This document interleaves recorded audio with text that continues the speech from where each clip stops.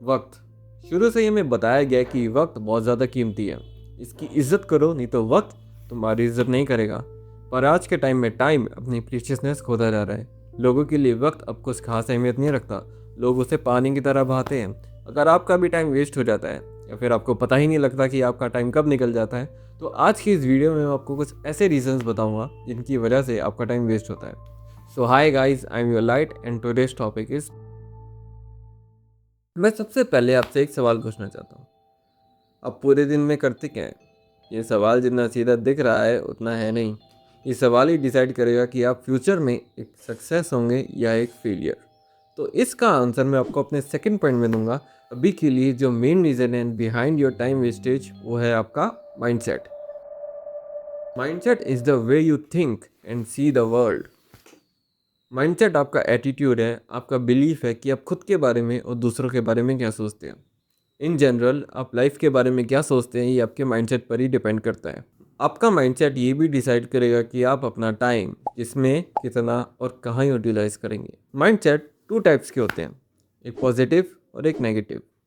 अगर आपका एक पॉजिटिव माइंडसेट है तो आप अपना टाइम उन्हीं चीज़ों को दोगे जो आपके लिए ज़रूरी है या फिर जो चीज़ें आपके लिए मैटर करती है। आप काम को टालोगे नहीं, क्या उससे भागने के बहाने नहीं ढूंढोगे, बल्कि आप किसी भी काम को एज अ चैलेंज और as a chance to grow की तरह देखने लगोगे और हर काम को विथ फोकस और विद इन द टाइम भी कंप्लीट कर लोगे और लाइफ में ग्रो करोगे। लेकिन अगर आपका माइंडसेट नेगेटिविटी और सेल्फ डाउट से भरा हुआ है तो आप अपना टाइम फालतू की चीज़ों में वेस्ट करोगे। आप काम को टाल लें और उससे भागने के बहाने ढूंढने लगोगे। आप कुछ करना तो दूर, सोचने में ही अपना सारा टाइम वेस्ट कर दोगे कि ये मैं करूँ कि नहीं, मेरे से होगा कि नहीं। ऐसे ऐसे आपके मन में ख्याल आने लगेंगे फालतू के कि कैसे ना कैसे करके मैं इस काम को टाल दूँ। ऐसे बहाने आपके दिमाग में आने लगेंगे।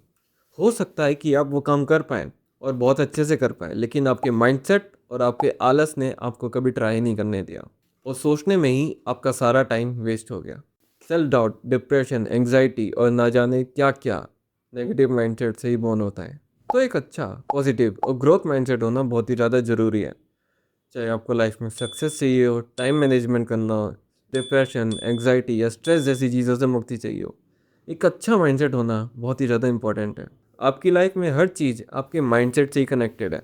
चाहे आप कुछ अच्छा करें या बुरा, ये आपके माइंडसेट पर ही डिपेंड करेगा। माइंडसेट एक बहुत ही वास्ट टॉपिक है जिसको एक छोटे से पार्ट में कवर करना थोड़ा मुश्किल है। इसके लिए मैं एक डिटेल्ड और डेडिकेटेड वीडियो ज़रूर बनाऊंगा। अभी के लिए जो हमारा सेकंड रीज़न है उस पर चलते हैं।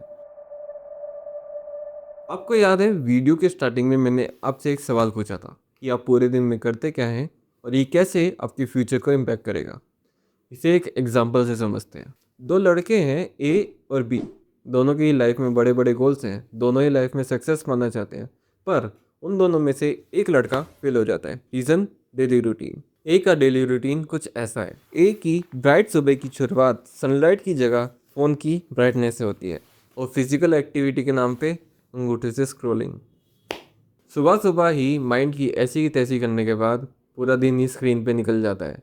कभी रील, सीरीज, फिल्म या कुछ और अनप्रोडक्टिव एक्टिविटीज़।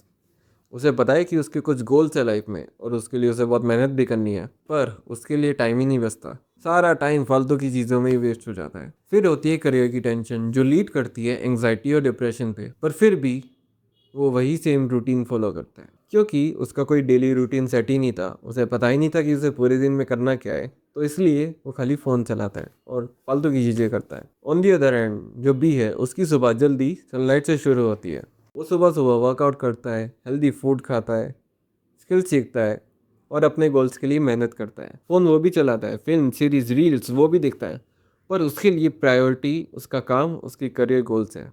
वो लाइफ इंजॉय करता है। डिप्रेशन, एंग्जाइटी जैसी चीज़ों का तो सवाल ही पैदा नहीं होता। वो एक फोकस्ड और हेल्दी लाइफस्टाइल जीता है और देयर आर 99.9% चांसेस कि वो अपनी लाइफ में सक्सेस ज़रूर होगा। तो दोनों के करियर गोल सेम है, दोनों को लाइफ में सक्सेस भी चाहिए थी, तो ए ही क्यों फेल हुआ? क्या रीज़न था उसके बैड रूटीन का? तो वो था डिस्ट्रैक्शंस। कभी आपने सोचा है कि आपके पेरेंट्स या उनके पहले की जनरेशन इतने फोकस्ड और इतने प्रोडक्टिव कैसे थे?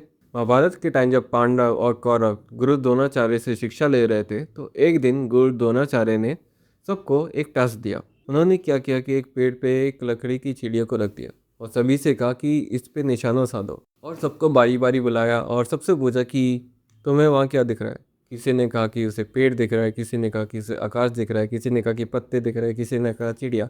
सबने अलग अलग जवाब दिए। फिर जब अर्जुन की बारी आई तो अर्जुन से पूछा गया कि तुम्हें क्या दिख रहा है। तो अर्जुन ने कहा कि मुझे उस चिड़िया की आँख के अलावा कुछ भी नहीं दिख रहा। तो अर्जुन के पास इतना ज़्यादा फोकस था। एक और एग्जांपल लेते हैं। जब ब्रिटिशर्स इंडिया पे रूल कर रहे थे तो हमारे लीडर्स, हमारे फ्रीडम फाइटर्स और यहाँ तक कि आम जनता भी हमारी आज़ादी के लिए इतना ज़्यादा फोकस थे कि उन्होंने इतनी ज़्यादा मेहनत की हमारी आज़ादी के लिए और हमें आज़ादी मिल भी गई।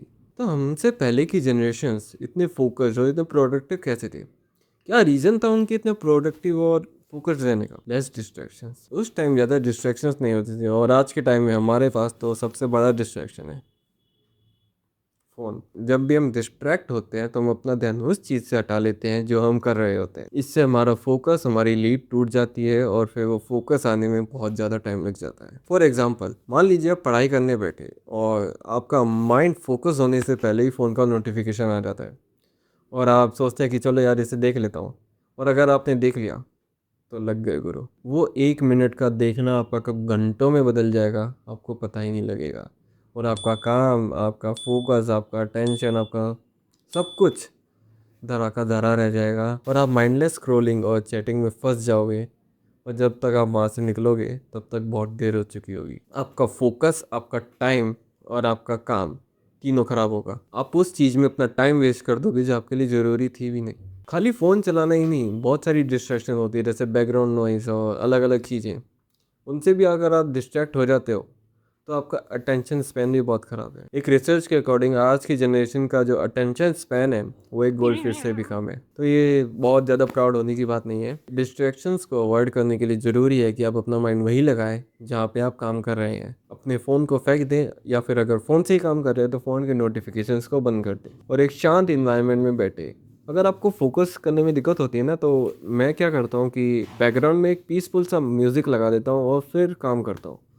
वो जो म्यूज़िक है वो मेरा ध्यान को ऐसे बँटने नहीं देता। ये बहुत ज़्यादा हेल्प करता है, आप भी ट्राई करके देखिएगा।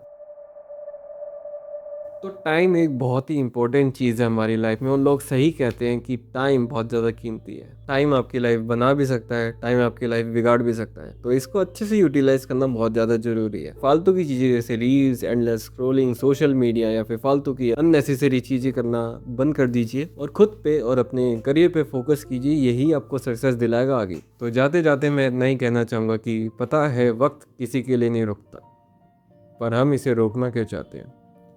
पता है कुछ मंजिल है इस जीवन की, पर हम कुछ करना क्यों नहीं चाहते हैं।